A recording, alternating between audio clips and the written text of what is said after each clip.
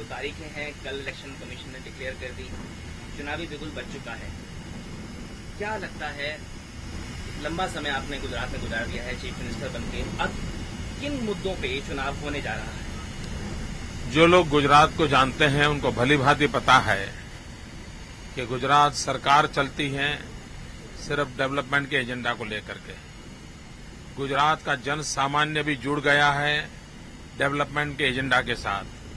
हम 2002 का चुनाव लड़े थे, वो भी विकास के मुद्दे पर लड़े थे। 2007 का चुनाव लड़े थे, वह भी विकास के मुद्दे पर लड़े थे। और 2012 का चुनाव लड़ेंगे, वो भी हम विकास के मुद्दे पर ही लड़ेंगे। एक और सवाल मुझसे ये पूछना चाह रहा था कि क्यों ऐसा है कि नरेंद्र मोदी देश में एक इतने प्रिय नेता के तौर पे उभरेंगे, क्या लगता है? मैं एएनआई का आभारी हूं कि उन्होंने मेरे संबंध में ये अच्छी टिप्पणी की। अगर मैं देश के नागरिकों को प्रिय लगता हूं, ये मेरा सौभाग्य है। मैं देश की जनता के चरणों में वंदन करता हूं कि उन्होंने मुझे उनका प्रिय होने का ये अधिकार दिया। आपके साथ अच्छे काम का नाम तो हमेशा जुड़ता ही रहा है, लेकिन शुरू से कंट्रोवर्सी का भी आपके साथ चोली दामन का साथ रहा है। हमेशा विपक्ष और जो है कांग्रेस है वो आप पे हमला करते रहते हैं। कांग्रेस की जो भी लेटेस्ट कंट्रोवर्सी चल रही है, उसमें जो आपने सोनिया गांधी जी के बारे में कहा, जिस खर्चे का जिक्र किया, उसके अंदर ये साफ तौर पे कांग्रेस ने जो आप पे हमला बोला है, इसके बारे में आपका क्या कहना है? क्योंकि एडिटर ने और जिसने आरटीआई एक्टिविस्ट ने, उन दोनों ने ही कहा है कि हमने ऐसी कोई, हमारे पास कोई सबूत नहीं है इस चीज का। देखिए, मैंने जो विषय उठाया है वो जुलाई महीने में आउटलुक में, टाइम्स ऑफ इंडिया में, इंडियन एक्सप्रेस में, इकोनॉमिक टाइम्स में, यानी करीब करीब देश के सभी अखबारों में ये विषय छप चुका है। और ये पीटीआई की खबर से है। और उसमें चीफ इंफॉर्मेशन कमिश्नर ने प्रधानमंत्री कार्यालय को डांटते हुए कहा है कि आप सोनिया जी के विदेश दौरे के संबंध में देश को जानकारी दें। दूसरा विषय है, आरटीआई जो वर्कर है उसने भी मीडिया को यही कहा है कि मैं 3 साल से मांग रहा हूं, लेकिन मुझे जानकारी नहीं दी जा रही है। और मेरा भी यही कहना है कि अगर अखबारों में 1880 करोड़ की खबर आती है तो ये देश के लिए अच्छा नहीं लगता है। अगर भारत सरकार एक बार सही जानकारी देश को दे दें तो ये गलत जानकारियां भी नहीं फैलेगी, अफवाहें नहीं फैलेंगी, मैडम सोनिया जी की प्रतिष्ठा का नुकसान भी नहीं होगा और भारत सरकार की भी इज्जत बढ़ेगी। और अच्छा ये होगा कि वो जानकारी दे दे। मुझे समझ नहीं आता है कि जानकारी छुपाई क्यों जा रही है। दूसरा विषय है उनके स्वास्थ्य के संबंध में। इस देश में किसी भी व्यक्ति ने उनके स्वास्थ्य के खर्चे को लेकर के कभी कोई सवाल उठाया नहीं। और ऐसा कहना और करना ये भारत का अपमान है। भारत उदारवादी है, भारत मानवतावादी है। और हम विपक्ष में होने के बाद भी मैं प्रधानमंत्री से आग्रह करता हूं कि भारत ने मैडम सोनिया जी की हेल्थ की चिंता करनी चाहिए, उनके बीमारी में इलाज की पूरी चिंता करनी चाहिए, उनको कभी भी कमी महसूस नहीं होने देनी चाहिए। वो भारत के पूर्व प्रधानमंत्री की श्रीमती जी हैं, उनका पूरा हक बनता है कि ये देश बीमारी के समय उनके पास खड़ा रहे और हमें खड़ा रहना चाहिए। मानवता का काम है। कपिल सिब्बल ने आप पे कमेंट करते हुए कहा कि नरेंद्र मोदी का नाम नरेंद्र विरोधी होना चाहिए। आकाश टैबलेट का जो ये मसला चल रहा है, ये एक्चुअली है क्या? देखिए, 2009 और 10 में भारत सरकार ने, और जिसके मंत्री श्रीमान कपिल सिब्बल जी हैं, उन्होंने देश के नौजवानों को वचन दिया था कि मैं आपको बहुत ही सस्ते में 10 लाख युवकों को आकाश टैबलेट दूंगा। आज 3 साल के बाद मैंने सवाल उठाया कि भाई आकाश धरती पर नहीं उतरा है, तो उनको पर्सनली बुरा लग गया। तो उन्होंने मुझे आकाश टैबलेट भेजने के लिए फैसला किया। अब मुझे रिश्वत देने से कोई मोदी चुप होने वाला नहीं है। आप मेरा मुंह बंद करने के लिए मुझे आकाश टैबलेट भेज दे, इससे काम नहीं होगा। और दूसरा, आपको जनता के पैसों का इस प्रकार से दुर्व्यय करने का अधिकार भी नहीं है। योजना नौजवानों के लिए है। इस देश के नौजवानों ने जिन्होंने एप्लीकेशन किया है उनके लिए है, तो उनका छीन करके आप किसी मुख्यमंत्री को आकाश टैबलेट कैसे दे सकते हो? ये कोयले भी दे देते हो लोगों को, उसी प्रकार से आप टैबलेट भी बांट रहे हो। हमारा आग्रह है कि जिन 10 लाख लोगों का आपने वादा किया था, उस वादे का क्या हुआ, जवाब दो। बाद में 2011 में उन्होंने कहा नहीं हम 10 लाख नहीं देंगे, 1 लाख देंगे। अच्छा चलो भाई 1 लाख का क्या हुआ, उसका जवाब दो ना। मोदी को टैबलेट दिया या न दिया, इससे आपका 1 लाख लोगों को या 10 लाख लोगों को टैबलेट देने का जो वादा था वो वादा पूरा नहीं हुआ है। इस बात को आप छुपा नहीं सकते हो। आप अपने काम में विफल गए हो, इसलिए लोगों का ध्यान बटोरने के लिए मोदी पर आकाश टैबलेट भेज देना ये गिमिक है, ये शोभा नहीं देता है। एक और सवाल, अब चुनाव आ रहे हैं, अमित शाह भी जेल के बाहर आ गए हैं। गुजरात सरकार के लिए निश्चित तौर पे अच्छी खबर है, लेकिन क्या आपको लगता है उनका कैंपेन करना गुजरात के अंदर क्रॉस फायर करेगा? भारतीय जनता पार्टी का पूरा विश्वास है और गुजरात की जनता का भी पूरा विश्वास है कि सीबीआई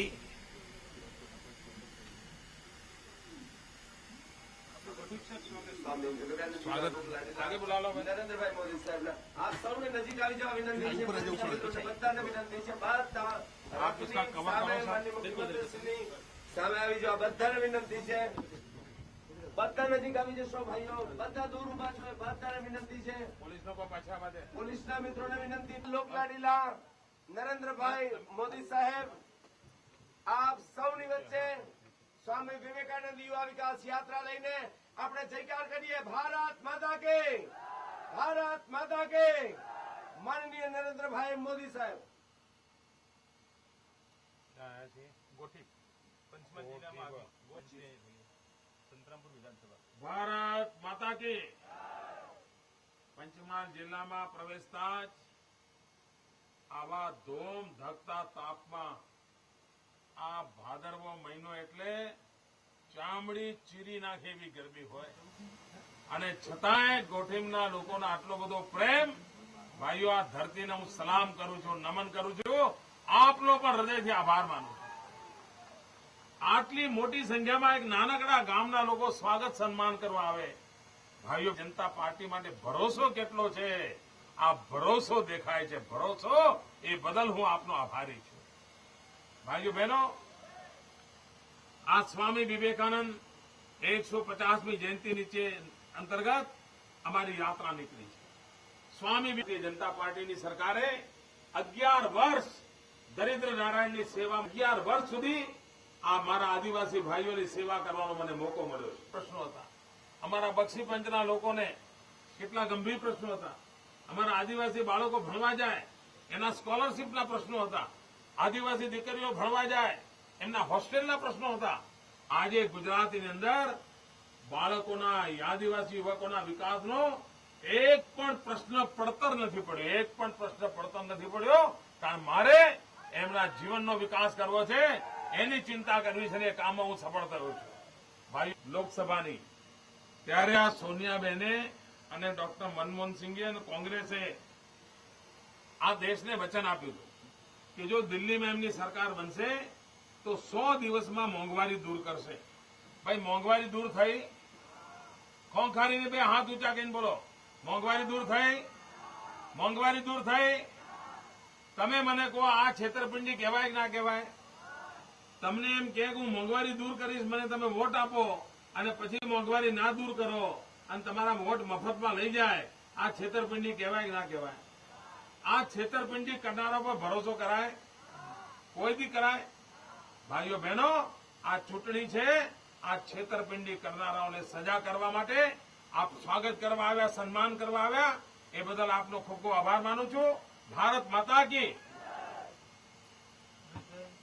ગોઠીતા લોકલાડીલા નરેન્દ્રભાઈ મોદી, સાચા આપણા યુવાનોના યુવા મિત્ર નરેન્દ્રભાઈ મોદી, આપ સૌએ ઉમળકાભેર નરેન્દ્રભાઈ મોદી સાહેબનું સ્વાગત। ભાઈ મોદી સાહેબને કહીએ મોદી સાહેબ ગુજરાત રાજ્યનો એક ગુજરાતી આદિવાસી મુદ્દાને આપણે સૌ યુવા આદિવાસીઓ આપણે સૌ માન્ય મુખ્યમંત્રી શ્રી આ ગુજરાત જોડાઈએ આપણે સૌને લોકલાડીલા મુખ્યમંત્રી આપણે સૌ જોડાઈએ સૌનો સાથ સૌનો વિકાસ એ જગનમાં ગર્વભેર ડગલું માંડીએ આપ સૌનો ખૂબ ખૂબ આભાર रैली करी और उन्होंने साफ कहा कि गुजरात सरकार जो डेवलपमेंट की बात करती है वो सिर्फ एक दिखावा है, एक पाखंड है।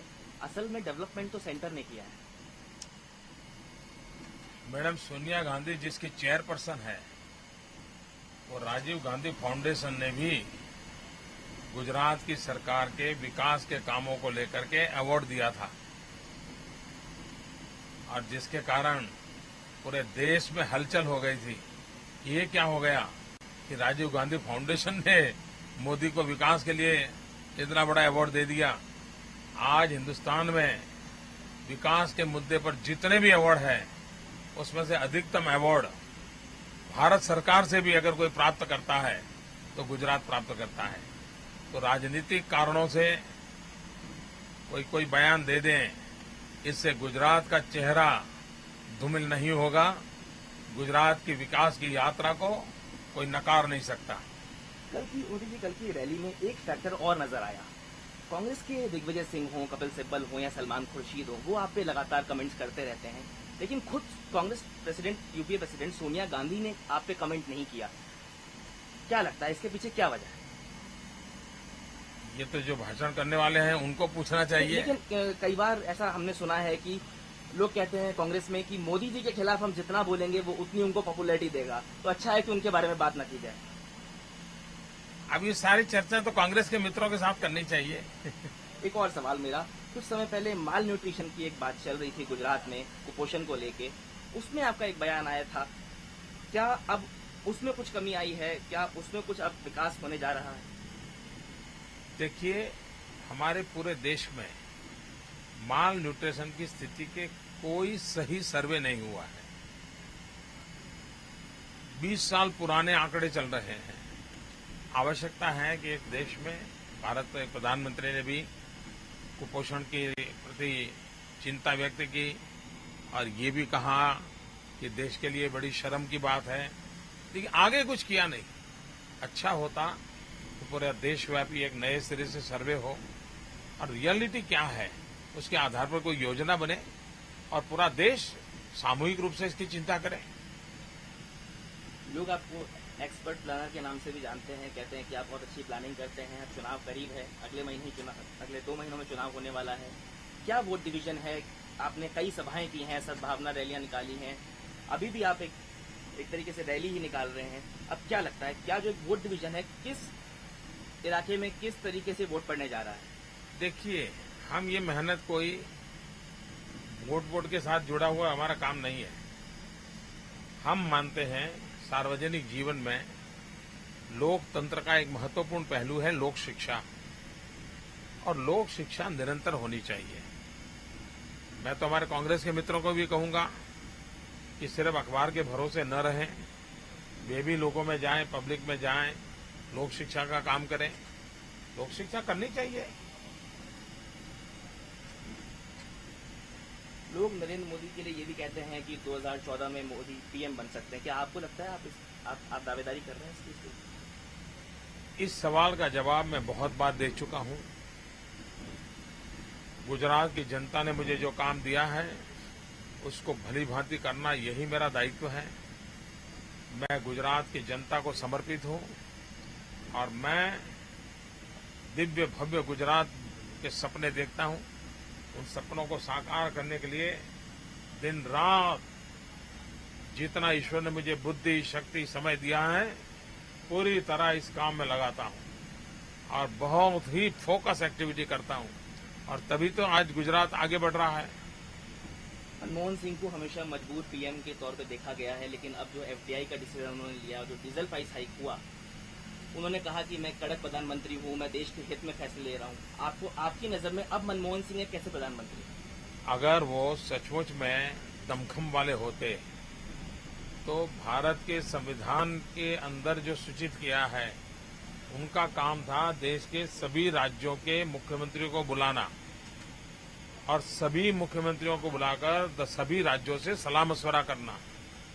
ये फेडरल स्ट्रक्चर है, भारत का संघीय ढांचा है, प्रधानमंत्री को उस संघीय ढांचे का पालन करना चाहिए था और उस फोरम में हिम्मत दिखा करके सभी मुख्यमंत्रियों को, सभी राज्यों को उन्होंने कन्विंस करना चाहिए था। कमरे में बैठकर कागज पे हस्ताक्षर करने से कोई ताकतवर आदमी है तय नहीं होता है। उन्होंने नियमों का पालन नहीं किया है, फेडरल स्ट्रक्चर की अवहेलना की है। सभी राज्यों को विश्वास में लेकर के ही उनको निर्णय करना चाहिए था। वो प्रोसेस तक करने की उन्होंने हिम्मत नहीं दिखाई है। राज्यों को अंधेरे में रख करके उन्होंने निर्णय किया है। 2014 में ममता बनर्जी का कहना है कि ना कांग्रेस आ रही है, ना बीजेपी आ रही है, ना थर्ड फ्रंट आ रहा है, एक फेडरल स्ट्रक्चर बनाएंगे। क्या लगता है ऐसा कुछ होने वाला है? मेरा पूरा ध्यान 2012, 13 और 17 दिसंबर पर केंद्रित है।